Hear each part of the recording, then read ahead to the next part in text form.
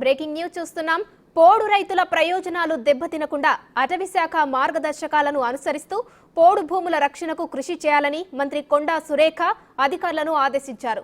అదే సమయంలో పోడు భూముల్లో సాగు చేసుకుంటున్న రైతు కుటుంబాలు సున్నితమైన పరిస్థితులలో అటవీ శాఖ అధికారులకు ఎలాంటి హాని తలపెట్టవద్దని, క్రమశిక్షణా చర్యలకు గురికావద్దని మంత్రి సురేఖ సూచించారు. సచివాలయంలో మంత్రి కొండా సురేఖ ఆధ్వర్యంలో పోడు భూముల సమస్యలపై సమీక్షా సమావేశం జరిగింది. ఈ సమావేశంలో పంచాయతీరాజ్ గ్రామీణ అభివృద్ధి శాఖ మంత్రివర్యులు సీతక్క, అటవీ శాఖ ప్రిన్సిపల్ సెక్రటరీ వాణిప్రసాద్ పాల్గొన్నారు.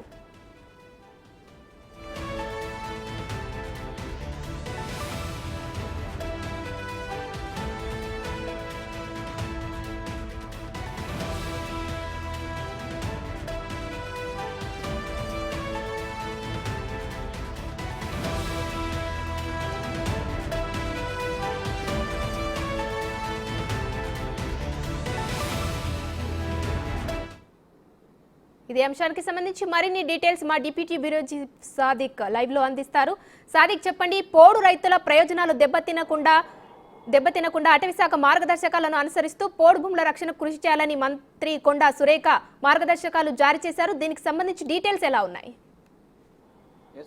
ప్రజా పరిపాలనలో ఇంద్రమ్మ రాజ్యంలో పోడు వ్యవసాయం చేసేటువంటి రైతులకు అండగా ఉండేందుకు ప్రభుత్వం యుద్ధ ప్రాతిపదికన చర్యలు తీసుకున్నట్టుగా స్పష్టంగా అర్థమవుతుంది. ఎందుకంటే వర్షాకాలం స్టార్ట్ అవుతున్న నేపథ్యంలో అటు పోడు చేసుకున్నటువంటి రైతులకు అదేవిధంగా అటవీ శాఖ అధికారుల మధ్య యుద్ధ వాతావరణం నెలకొంటుంది. ప్రతి సంవత్సరం కూడా పోడు వ్యవసాయం చేసుకునేందుకు గిరిజనులందరూ కూడా వాళ్ళు వ్యవసాయ పనులకు వెళ్తారు. దాన్ని అడ్డుకునేందుకు అటవీ శాఖ అధికారులు అడ్డుకునే పరిస్థితి కనబడుతుంది. అంతేకాకుండా మనకు ఖమ్మం జిల్లా లాంటి ప్రాంతాల్లో ఒక ఆఫీసుని కూడా హత్య చేసిన సందర్భం కూడా మనకు వెలుగులోకి వచ్చిన సంగతి తెలిసిందే. వీటన్నిటికీ చెక్ పెట్టే విధంగా ఏం చేస్తే బాగుంటుంది, ఒక మధ్యవర్తిత్వం చేయాలనే లక్ష్యంగా మనకు అటవీ పర్యావరణ శాఖ మంత్రి కొండా సురేఖ ఈరోజు సమీక్షా సమావేశాన్ని ఏర్పాటు చేయడం జరిగింది.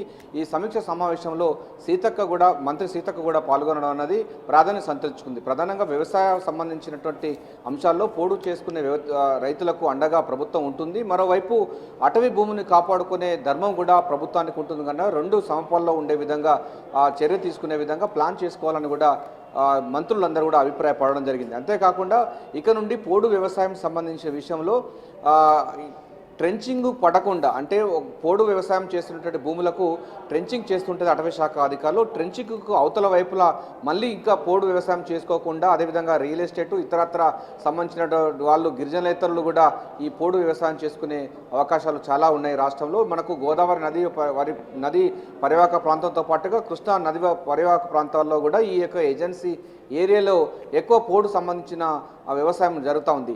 గిరిజనులు చేసుకుంటున్న పని అదేవిధంగా గిరిజనేతలు చేసుకున్నటువంటి పరిస్థితి మనకు కనబడతా ఉంది.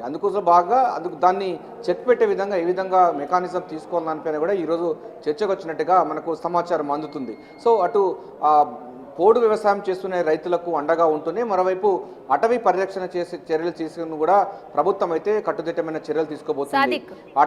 అటవీ పర్యావరణ శాఖ మార్గదర్శక అనుగుణంగానే పోడు సంబంధించినటువంటి భూములను సాగు చేసుకోవాలని సూచించింది ప్రభుత్వం. చెప్పండి సాదిక్, ఈ పోడు భూముల సమస్యకు సంబంధించి ఇప్పటి విషయం కాదు, చాలా రోజుల నుంచే ఈ పోడు భూముల సమస్య అనేది ఉంది. రైతుల ఇబ్బంది కానీ ఏదైనా కానీ దీనికి సంబంధించి అంతకుముందు ప్రభుత్వం కంటే ఇప్పుడు ప్రభుత్వం ఈ పోడు భూముల విషయంలో ఎలాంటి చర్యలు తీసుకోబోతుంది, ఎలాంటి నిర్ణయాలు తీసుకోబోతుంది?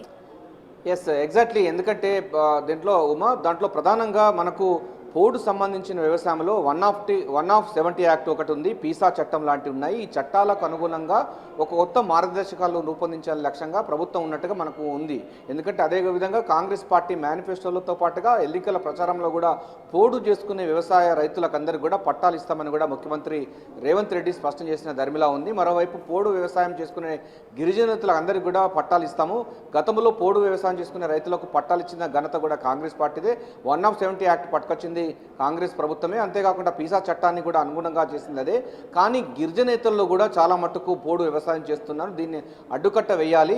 ఇక నుండి పోడు వ్యవసాయం చేయకుండా అడ్డుకట్ట వేయాలి, అడవులను నరకవద్దన్నది ప్రధానంగా ఉన్నట్టు సమస్య.